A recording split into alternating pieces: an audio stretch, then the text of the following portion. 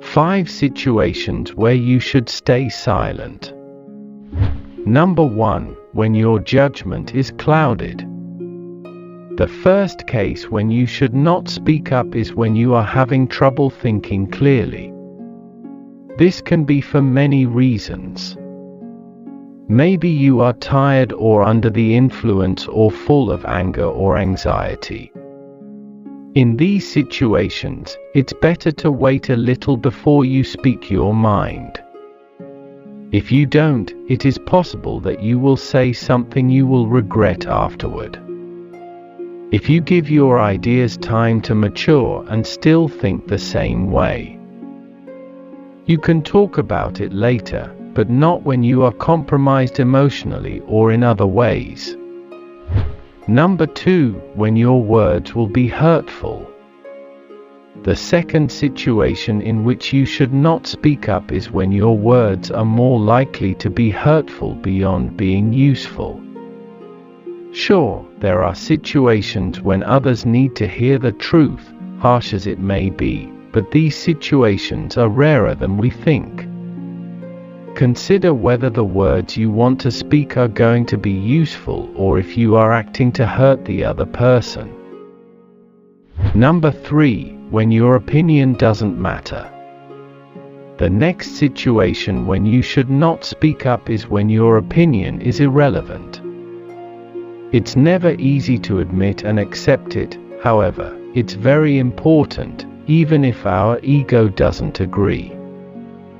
When you don't know enough about a situation or other people are experts, or when your opinion has no impact on others, it's often better to stay silent, just because it's the wisest thing to do.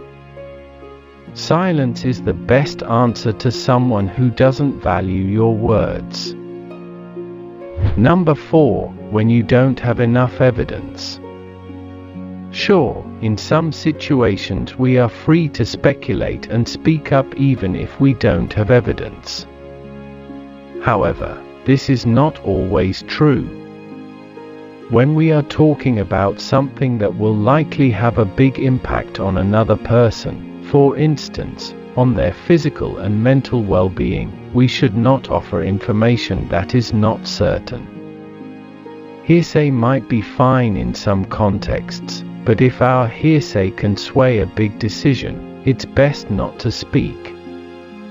Say, for instance, that a person is considering whether to use a medication that might help them. It's best not to bring up a rumor about a friend of a friend who used that medication and had side effects unless you are certain it's a fact and not a rumor. Number 5. When asked not to speak. If recognizing that your opinion is not relevant is hard for the ego, being asked to stay silent is even harder. You might be asked to take a backseat in some situations, for instance, in some work contexts or in other circumstances, and that can make us want to speak up. However, it's best to restrain that impulse and instead reflect. Why are we being asked to stay silent? Listening and learning can also be good in these situations. Number 6. When you don't have anything to say. Just because you feel you ought to add something doesn't mean you should. Instead, you might support what someone else has said. It can feel awkward saying that you don't have something to add, but it is usually better than speaking for the sake of speaking. Allow yourself to admit when there is nothing to add. Be careful with your words. Once they are said, they can be only forgiven, not forgotten.